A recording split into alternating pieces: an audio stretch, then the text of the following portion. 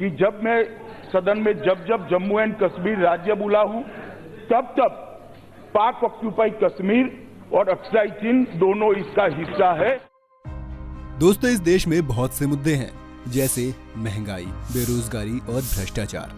इन सब को लेकर हम सबकी राय अलग अलग हो सकती है, लेकिन इस देश में एक ऐसा मुद्दा है जिसको लेकर हर भारतवासी की एक ही राय है, और वो है कश्मीर का मुद्दा।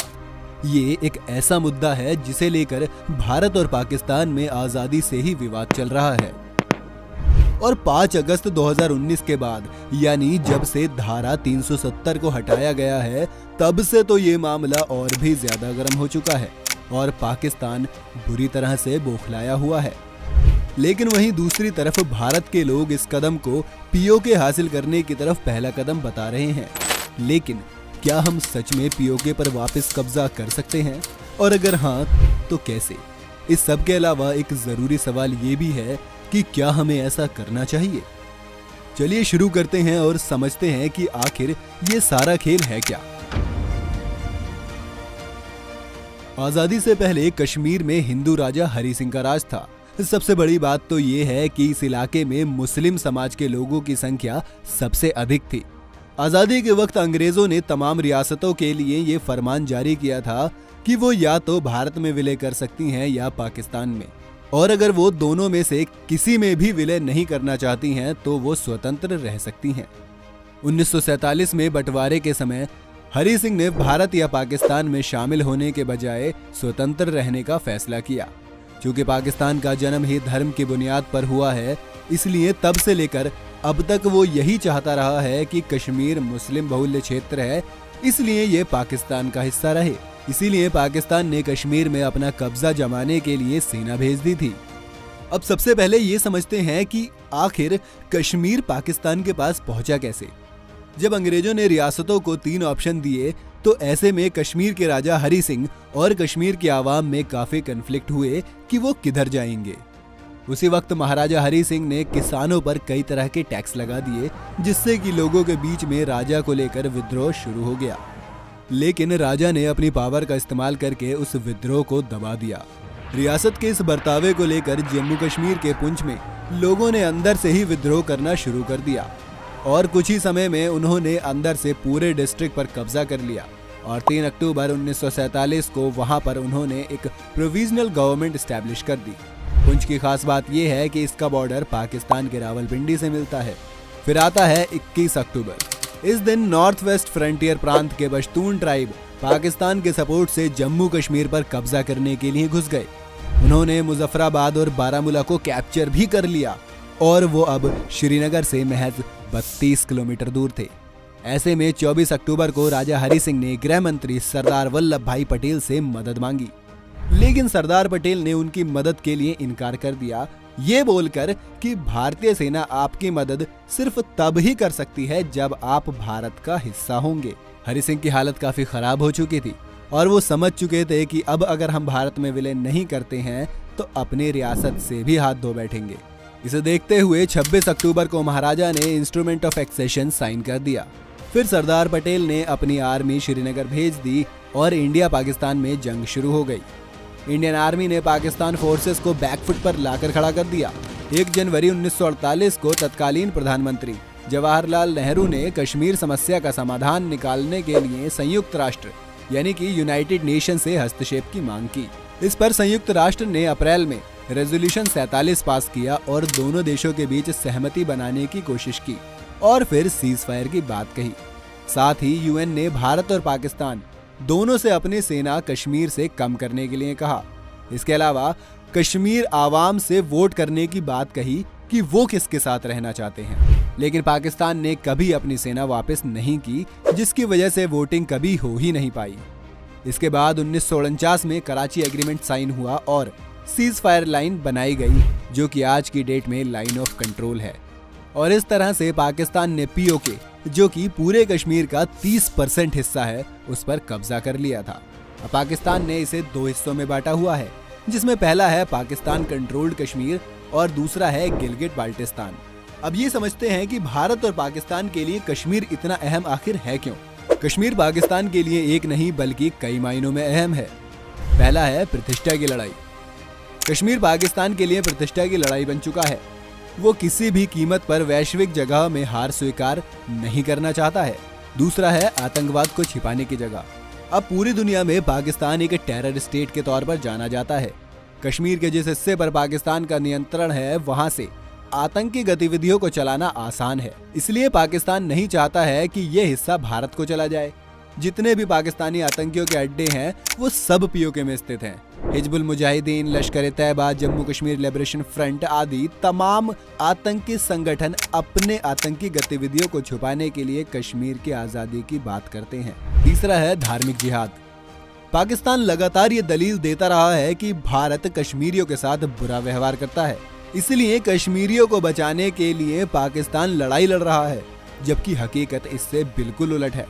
कश्मीर में धार्मिक जिहाद को बढ़ावा देकर भारत को अस्थिर करने व कट्टरता और इस्लाम को बढ़ावा देने के लिए पाकिस्तान इस पर अपना दावा जता रहा है। चौथा, चीन के साथ कनेक्टिविटी। दरअसल चीन पाकिस्तान का परम मित्र समझा जाता है। पाकिस्तान को हर तरीके की मदद चीन की ओर से मिलती है। इसे यूं समझें कि भारत को अस्थिर करने के लिए चीन की ओर से पाकिस्तान की मदद की जाती है। पीओके के जरिए पाकिस्तान और चीन का जमीनी स्तर से जुड़ाव है। दोनों देश सीधे सीधे भारत के खिलाफ रणनीति बना सकते हैं। इसका ताजा उदाहरण BRI और OBOR प्रोजेक्ट है, जो कि पाकिस्तान से होकर गुजर रहा है। इस पर भारत ने आपत्ति भी दर्ज कराई है।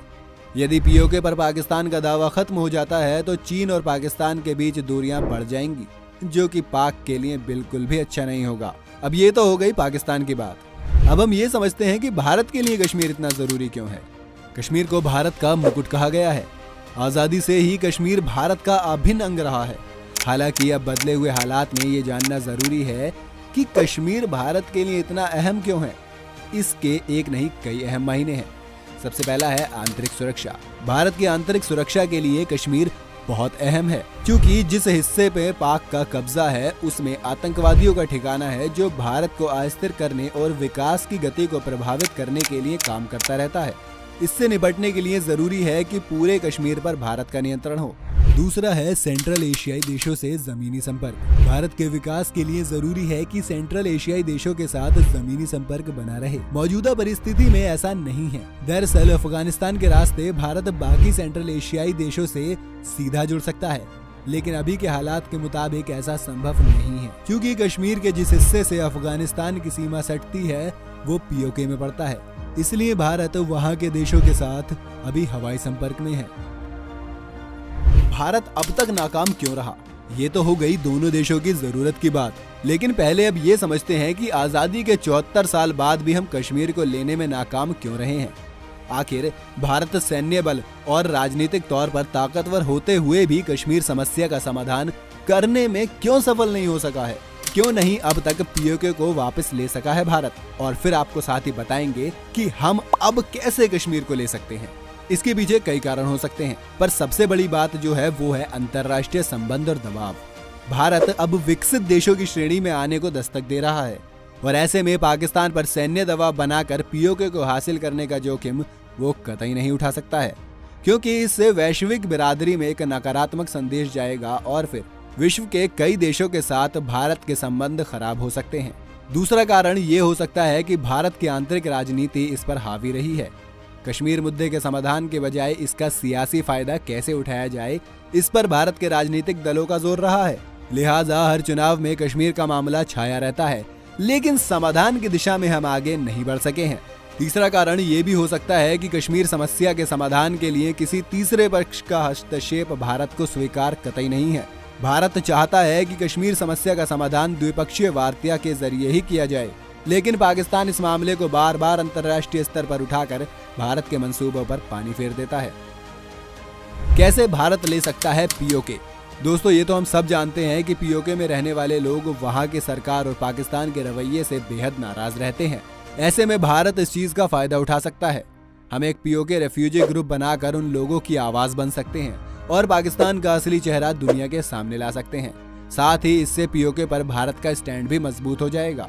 दूसरा, जम्मू एंड कश्मीर के लेजिस्लेटिव असेंबली में 24 सीट वो हैं जो पीओके के लिए हैं, लेकिन वो हमेशा से ही खाली पड़ी हैं। जम्मू कश्मीर रीऑर्गेनाइजेशन एक्ट 2019 के तहत जब तक पाकिस्तान इस इलाके को खाली नहीं कर देता तब तक ये सीट खाली ही रहेंगी। ऐसे में हम इस लॉ को अमेंड यानी बदल कर पीओके का पॉलिटिकल पार्टिसिपेशन भी ला सकते हैं, क्योंकि जो हमारा रिफ्यूजी ग्रुप होगा वो वहाँ के लोगों को इसके लिए तैयार कर सकता है। साथ ही गिलगिट बाल्टिस्तान के लोग खुद को निगलेक्टेड फील करते हैं। इसकी बड़ी वजह ये है कि उन्हें अब तक पाकिस्तान में पूरी तरह से मिलाया नहीं गया है। इसी के साथ वहाँ डर का माहौल भी है, क्योंकि पाकिस्तान कश्मीर का एक बड़ा हिस्सा पहले ही चाइना को गिफ्ट कर चुका है। तो ऐसे में उन्हें पाकिस्तान पर बिल्कुल भी भरोसा नहीं है कि वो कब कश्मीर चाइना को दे दे। इसके साथ ही हमें ये भी करना होगा कि पीओके रिफ्यूजी को भारत में रहने के लिए जगह दे दे, और साथ ही चाइना को भी OBOR यानी वन बेल्ट वन रोड और CPEC के लिए मदद का भरोसा दें। तो हम एक तीर से दो शिकार कर सकते हैं। तीसरा तरीका हो सकता है वाया अफगानिस्तान। जी हाँ, इस वक्त अफगानिस्तान में तालिबान कब्जा कर रहा है, क्योंकि अमेरिका वहां से अपनी आर्मी वापस बुला रहा है। इससे भारत को भी अपने 22,000 करोड़ रुपए की इन्वेस्टमेंट पानी में जाती दिख रही है। तो ऐसे में अफगानिस्तान फोर्सेस को अपनी आर्मी का सपोर्ट देकर भारत तालिबान को वहां से खदेड़ सकता है, और फिर हम दोनों तरफ से पाकिस्तान को घेर कर पीओके को वापस ले सकते हैं। चौथा है नो फर्स्ट अटैक पॉलिसी। दोस्तों, वैसे तो ये वो पॉलिसी है जिसकी वजह से भारत आर्मी अटैक करके पीओके को वापस नहीं ले पा रहा है, पर अगर पाकिस्तान पहले हमला करता है तो हम आसानी से उसे हरा सकते हैं और पीओके को वापस ले सकते हैं। अब आता है सबसे बड़ा सवाल, क्या हमें इस तरह से अभी पीओके को वापस लेना चाहिए? हमारे हिसाब से हमें अभी ऐसा नहीं करना चाहिए। जी हाँ दोस्तों, क्योंकि इस वक्त इंडिया अपने डिफेंस बजट का लगभग 56% आर्मी पर खर्च करता है, जिसका ज्यादातर हिस्सा कश्मीर में ही खर्च होता है। ये सारा खर्च पाकिस्तान सपोर्टेड टेररिस्ट और कश्मीरी इंसर्जेंट्स के खिलाफ लड़ने में काम आता है। ऐसे में अगर हम अभी पीओके को आर्मी की मदद से कैप्चर करते हैं तो इसका इम्पैक्ट हमारी इकोनॉमी पर बहुत बुरा पड़ सकता है, जो कि इस वक्त वैसे भी काफी बुरे दौर से गुजर रही है। इस बात से तो हम सब वाकिफ हैं कि पीओके वाले एरिया में कई मिलिटेंट ग्रुप पाकिस्तान की मदद से ऑपरेट करते हैं। अगर हम पीओके पर कब्जा कर लेते हैं तो अभी हमें उनसे भी फिर डायरेक्ट ही डील करनी पड़ेगी। इसलिए आर्टिकल 370 हटने के बाद पहले हमारा फोकस कश्मीर को डेवलप करने और वहां पर जॉब्स और एजुकेशन पर होना चाहिए, जिससे कि हम वहां के लोगों का सपोर्ट गेन कर सकें, और वहां के लोगों का सपोर्ट मिलने के बाद हम पीओके को इजीली वापस ले सकते हैं। तो दोस्तों, ये तो था हमारा नजरिया। आपको क्या लगता है कौन सा तरीका ज्यादा सही है, और आपके हिसाब से हम किसी और तरीके से भी पीओके को कैप्चर कर सकते हैं? तो हमें कमेंट करके जरूर बताएं। अगर आज की वीडियो आपको पसंद आई हो तो इसे लाइक करने के साथ साथ अपने दोस्तों रिश्तेदारों के साथ शेयर जरूर कर दें। अगर आप ये वीडियो YouTube पर देख रहे हैं तो चैनल को सब्सक्राइब करके बेल आइकन दबा दें, और अगर Facebook पर आप ये वीडियो देख रहे हैं तो Facebook पेज को जल्दी से लाइक करें। फिलहाल के लिए इतना ही। अभी के लिए हमें दीजिए इजाजत। आपसे मुलाकात होगी अगली वीडियो में। शुक्रिया।